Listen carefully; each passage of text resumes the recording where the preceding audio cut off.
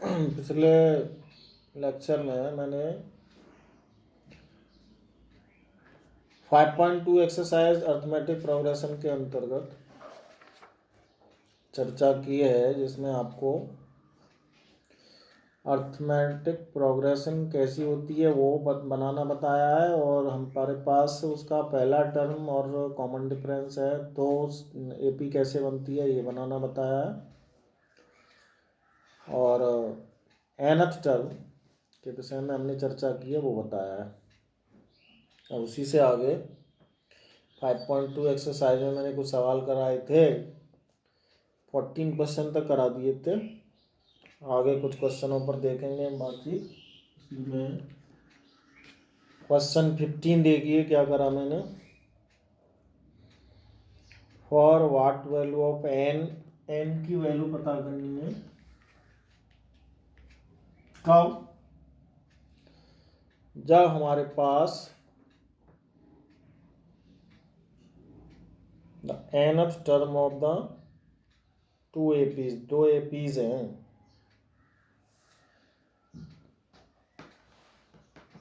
एक एपी है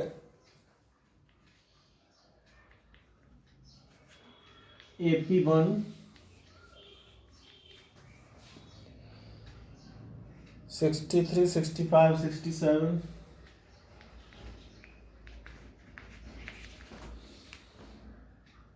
दूसरी एपी है 310, 17।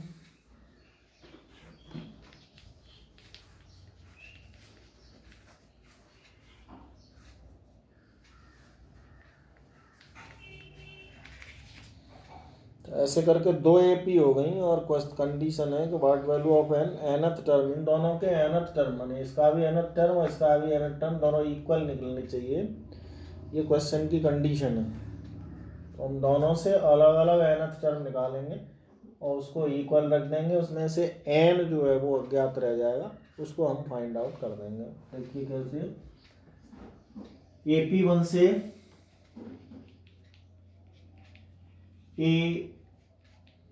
A63 आएगा।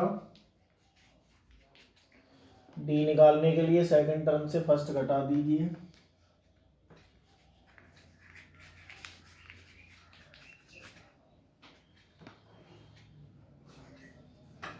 और हमारे पास ए हो गया, डी हो गया। एन टर्म ए एन वाला फॉर्मूला A+n-1 इंटू डी से ए एन निकालना। ए और डी लग जाएगा, इसमें एन अज्ञात रह जाएगा। A63, एन अज्ञात रखना है। D2 ये हो गया 2n-2। और आगे बढ़ाइए इसे। ये 2 को एडजस्टमेंट में दे दीजिए। एडजस्टमेंट में देने के बाद ये हमारा 61 + 2n हो जाएगा। 63 में 2 कम होके 61 + 2n। सेकंड एपी से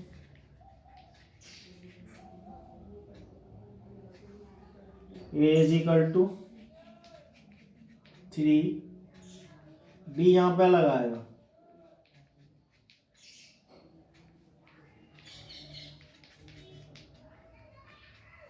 सेकंड टर्म से फर्स्ट घटाना, यहाँ पे कम आके 2 आ रहा है डी, दूसरे वाले में 7 आ रहा है।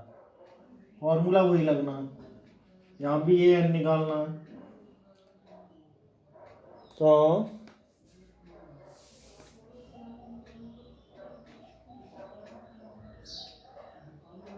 A = 3, n-1, D7 लगेगा यहाँ। 7n7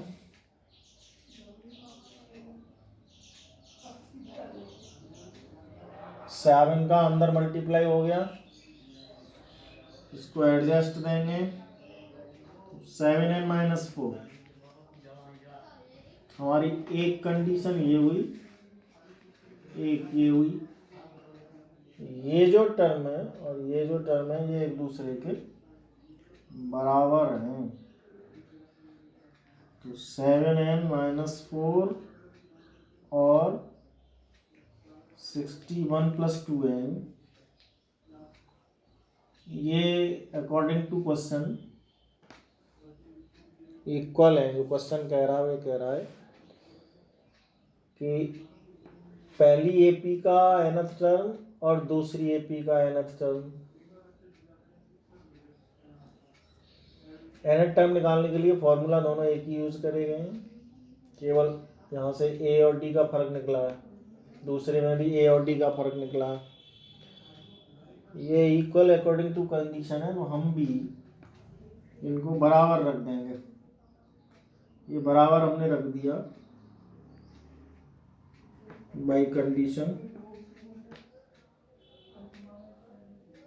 तो ये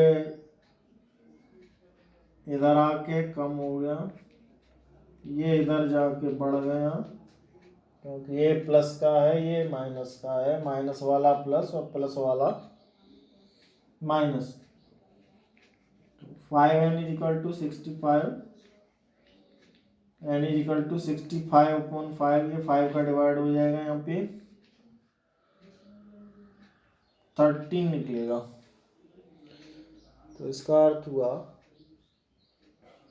13th टर्म ऐसा होगा जो इस सीरीज का बैठेगा और इसका भी, दोनों बराबर बढ़ के बैठेंगे उतने ही।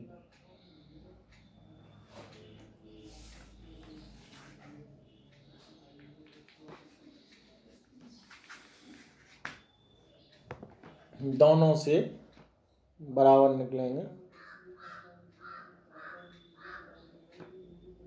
ये इसमें कोई दिक्कत नहीं है, यहाँ से ये निकला, यहाँ से ये निकला, ये भी nth टर्म है, ये भी nth टर्म है। एपी दोनों ऊपर लिखी हुई हैं, दोनों एपी के nth टर्म को इक्वल करते हुए सॉल्व करते हुए आगे बढ़ गए तो n की वैल्यू आ जाएगी। अगला क्वेश्चन देखिए।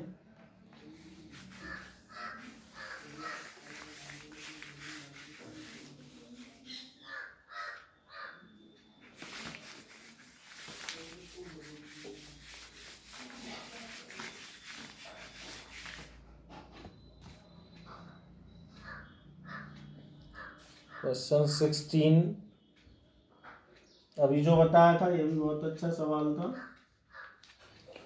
और आगे देखिए, determine AP whose third term is 16। AP पता करना है, थर्ड टर्म का मतलब है ए प्लस 2d, A3 16 है।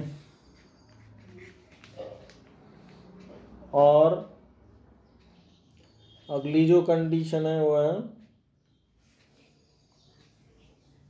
7th term exceed the 5th term by 12। ये कंडीशन फर्स्ट में,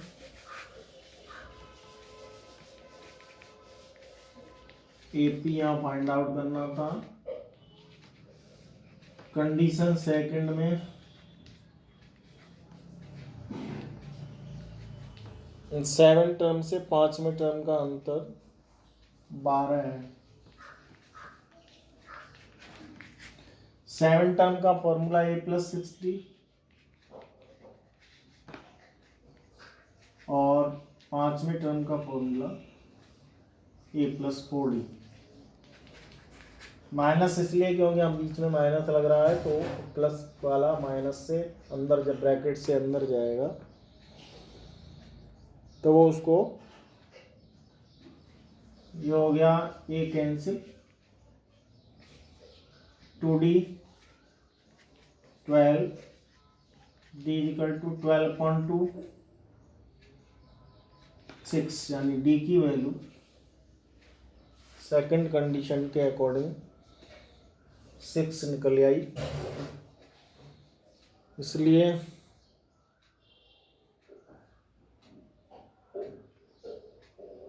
ए निकालने के लिए इसे फर्स्ट में रखो।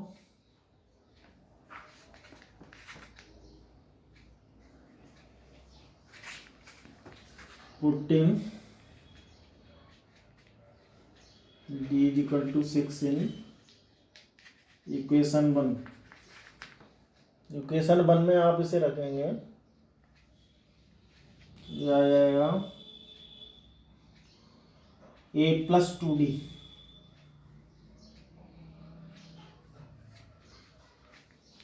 का मतलब 6 इंटू 2, 16 वहाँ कंडीशन 1 में रखा हुआ है, ये 12 उधर से जाके कम हो जाएगा,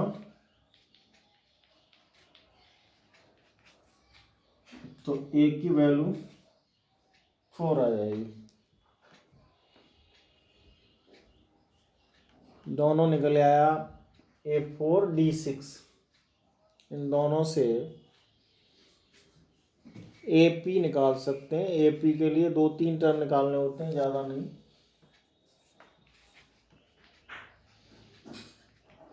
AP का जो जनरल फॉर्मूला होता है वो A plus D, A plus 2D। इससे आप जब चलेंगे तो A तो ये 4 आ ही गया, A प्लस D 4 में 6 जोड़ दीजिए 10, A प्लस 2D का अर्थ है D का 2 गुना कर दो, 6 दूनी 12 और 4 16। अब आगे का टर्म लें तो और 6 प्लस कर दो, ना लें तो 3 टर्म पर्याप्त होते हैं। आगे का लेंगे भी तो एक और 22 निकल आएगा, क्योंकि 10 में 6 प्लस, 16 में 6 प्लस, और ये 16 प्लस 22। तो AP दिखाने के लिए मिनिमम 3 टर्म चाहिए, 4 दिखा दें बहुत अच्छा रहेगा। इसमें मैंने क्या किया कि पहली कंडीशन को लिया, सेकंड टर्म वाली को, दूसरी में 2 टर्म के डिफरेंस जो है वो 12 दिए गए हैं, उन दोनों का अंतर से D निकाला है, और D को पुट करके A और D से हमने 5.1 में भी सीखा था कि किस प्रकार से AP निकाल सकते हैं, उसी विधि से मैंने इसमें AP निकाल दी। और देखिए अगला क्वेश्चन, ये भी बहुत अच्छा क्वेश्चन, कई बार पेपरों में इसको पसंद किया गया है। इसमें लिखा है find the 20th term from last, यानी A20 निकालना है, और वो भी फ्रॉम लास्ट। ये आपको पढ़ना पड़ेगा इसमें, फ्रॉम लास्ट। इस शब्द पे आपने ध्यान नहीं दिया तो ये सवाल गलत निकलने वाला है। फिर ये शब्द भी हमको ध्यान देना है, फ्रॉम लास्ट। और AP हमारे पास गिवन है इसकी 3, 8, 13, और लास्ट टर्म है इसका 2, 5, 3। और हमें इधर से 20 नहीं चाहिए बल्कि बैक से 20 चाहिए, तो हम ध्यान कर लें कि बैक से 20 कैसे निकलता है। इसकी 2 विधियां हैं कि हम पहले तो इस माध्यम से इसके टोटल टर्म निकाल लें, और टोटल टर्म में से 20 कम करके 1 प्लस कर दें, तो उधर से 20 आ जाएगा, तो उसमें 2 गुना काम हो। हमें 2 गुना क्यों करना, इसको सिंप्लीफाई आसानी से करना। तो सिंप्लीफाई आसानी से करने के लिए हम क्या करेंगे, लास्ट वाले टर्म को पहला टर्म ले लेंगे, लास्ट वाले टर्म को पहला। तो चेंज जो है AP हमारी इधर से उल्टी चल जाएगी, 2, 5, 3। और अगला इससे, इनमें दोनों में हम अंतर देख रहे हैं, कॉमन डिफरेंस, 8 माइनस 3 5 आ रहा है, तो AP जो है वो 5 कम हो जाएगा अगला टर्म, और कम करेंगे तो अगला और 5 कम हो जाएगा।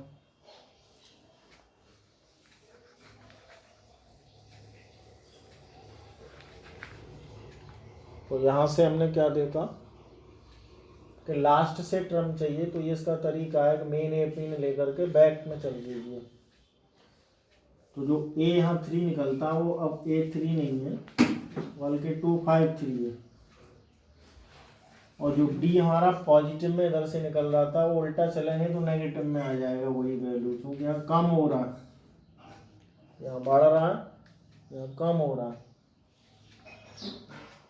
तो इस दृष्टि से A20 निकालने के लिए फॉर्मूला होता है A+19D A253 19 पंजे 95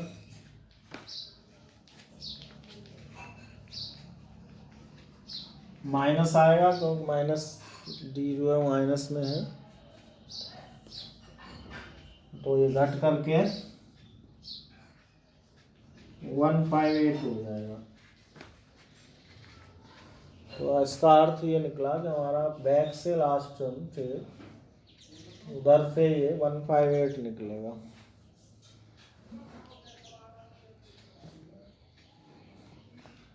आगे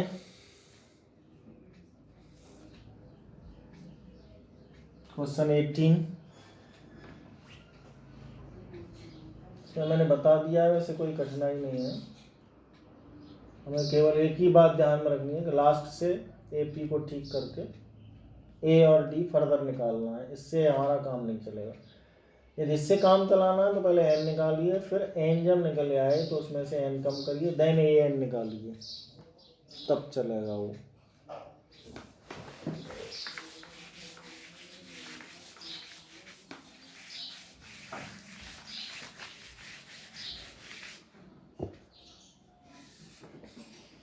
क्वेश्चन 18,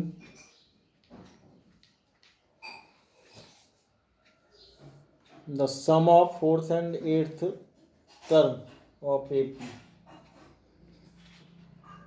कंडीशन फर्स्ट में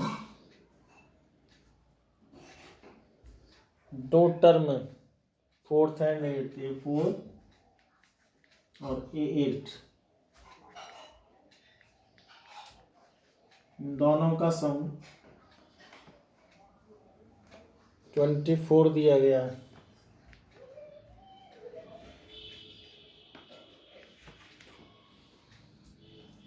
और दूसरी कंडीशन में 6 एंड टर्म 10 का सम 44 दिया गया है,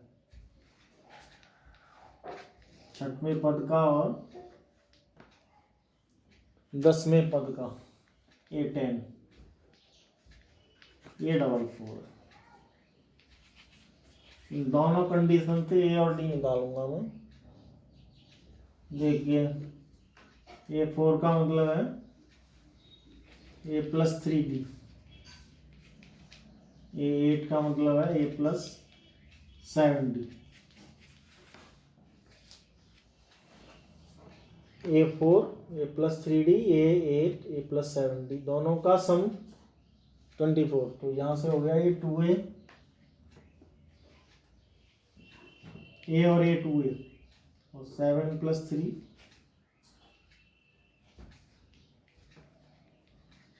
10D = 24 डिवाइड बाई 2। यदि ऐसा लगे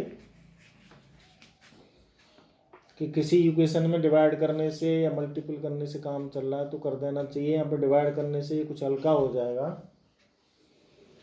ये हो जाएगा A+5D = 12। अब सेकंड कंडीशन में उठाएंगे तो A6 का अर्थ है A+5D और A10 का अर्थ है A+9D, और ये हो जाएगा 44। यहाँ भी ए दोनों जुड़ जाएंगे, और 9 और 5 14, 14B।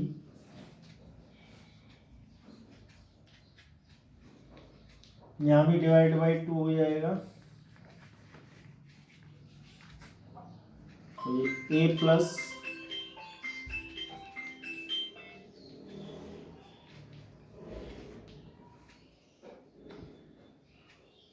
यहाँ भी 2 का डिवाइड, यहाँ भी 2 का डिवाइड, तो ये भी हल्का हो गया, ये भी हल्का हो गया। अब ये दो इक्वेशन मिल गई, एक कंडीशन जिसमें चौथा और आठवां टर्म जोड़ने पे 24 आ रहा है, और छठवां और 10वां जोड़ने पे ये आ रहा है। तो उस दृष्टि से फर्स्ट और सेकंड का यूज करिए चैप्टर 3 की तरह।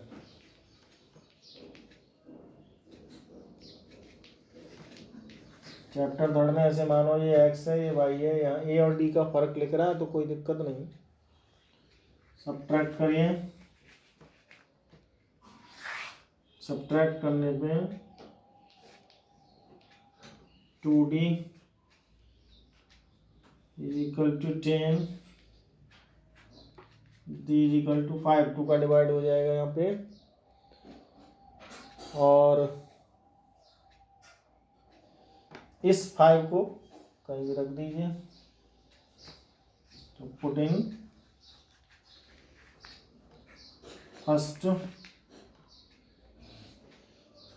ए प्लस 5D, 5D का मतलब 5 इंटू 5,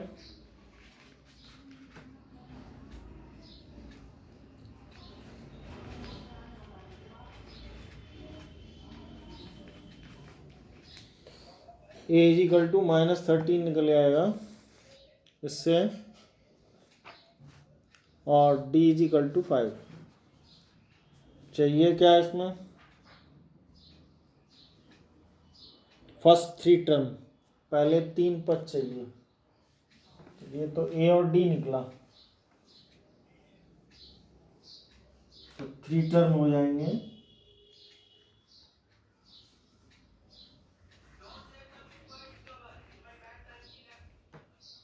पहला तो होता ही है उतना ही, -13, -13 में 5 प्लस कर दो,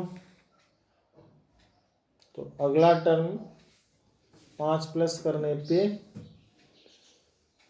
ये निकल आएगा -13 + 5 -8, फिर 5 प्लस कर दो, तो ऐसे 3 टर्म आ गए। पहला 13, फिर कॉमन डिफरेंस जोड़ दीजिए -8, फिर कॉमन डिफरेंस जोड़ दीजिए -3, ऐसे करके। यदि केवल एपी पूछी जाती है तो हम कॉमा लगा के एपी लिख सकते हैं। 3 टर्म पूछा है तो 3 निकालनी है, एपी लिखा है तो 4 भी निकाल के डॉट डॉट डॉट लगा देंगे। इसमें डॉट डॉट डॉट लगाने की ज़रूरत नहीं है क्योंकि पूछे ही 3 टर्म है। तो ऐसे करके आगे के 2 क्वेश्चन केवल फॉर अंडरस्टैंडिंग है, मैं यहाँ पे केवल आपको ये बता दूंगा कि करना क्या है, बाकी डिफाइन आप स्वयं कर लेना। देखिए क्वेश्चन 19 में लैंग्वेज को पढ़ के हम ये निकाल लें। जैसे पहला इसमें दिया है कि एनुअल सैलरी 5000 है, तो ये ए हो जाएगा हमारा 5000। एनुअल सैलरी वार्षिक वेतन, एंड रिसीव्ड इंक्रीमेंट 200। ये केवल पढ़ने वाली बात है, ये डी का काम करेगा यहाँ पे। और लास्ट में एक आया कि कितने वर्ष बाद ये 7000 हो जाएगा, माने एन पता करना है। 1995 वर्ष दी गई है, तो चाहे तो हम एन डायरेक्ट करके वो भी आंसर आ जाएगा, अदरवाइज उसे वहाँ जोड़ देंगे तो एक्चुअल वर्ष आ जाएगी। आंसर में इसमें केवल एन की वैल्यू है, वो टोटल ईयर नहीं निकल रहा है इसमें। तो एन जो है यहाँ 7000 हो जाएगा। माने अब क्वेश्चन में क्या लिख रहा है कि 5000 हमारी एनुअल सैलरी थी, 200 रुपये पर ईयर बढ़ रहा है, 7000 कब हो जाएगी, क्या वर्ष बाद हो जाएगी। तो ए एन बराबर a plus n minus 1 into d में उसको रख करके एन पता कर लीजिए। नया काम नहीं है, एन की निरे वैल्यू मैंने बताए हैं, ठीक है। लास्ट क्वेश्चन 20 भी उसी टाइप का है। रुक्मणी नाम है इसमें, saved 5 rupees in first week. A बराबर 5 रुपीज, फर्स्ट वीक में उसने 5 रुपये सेव करे। फिर हर वीक में उसको इंक्रीमेंट है, माने डी 1.75, और ये कब 20 रुपये 75 पैसे हो जाएंगे, माने ए एन। तो यहाँ भी हमको एन पता करना,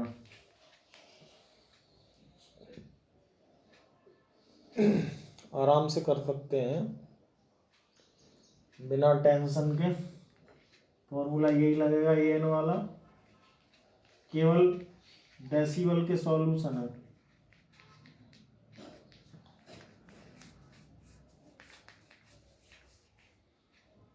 ये 5 कम हो जाएगा इधर आके, इसका मल्टीप्लाई हो जाएगा,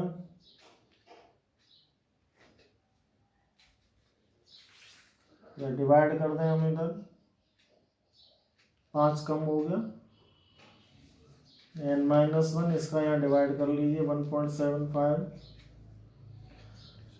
1.75 का इसमें डिवाइड करेंगे तो ये 9 टाइम चला जाएगा, 9 टाइम। तो ये 9 आ जाएगा, ये इधर से +1, तो n इजिकल टू 10 आ जाएगा। केवल हमारा एक यहाँ कैलकुलेशन जरूर अलग से करना पड़ेगा, बाकी ना इसमें कोई दिक्कत है ना इसमें कोई दिक्कत है। तो जो रुक्मणी है, रामकली,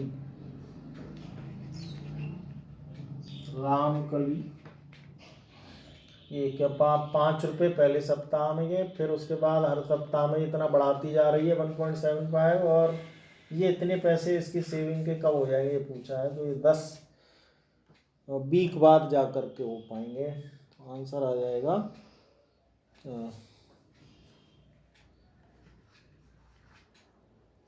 10 वीक।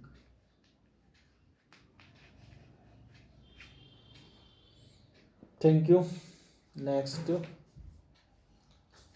अगले लेक्चर में चर्चा होगी। यहाँ तक 2 एक्सरसाइज कंप्लीट हो गई हैं, आगे सम पर हम चर्चा करेंगे। अभी nth टर्म पर चर्चा कर रहे थे।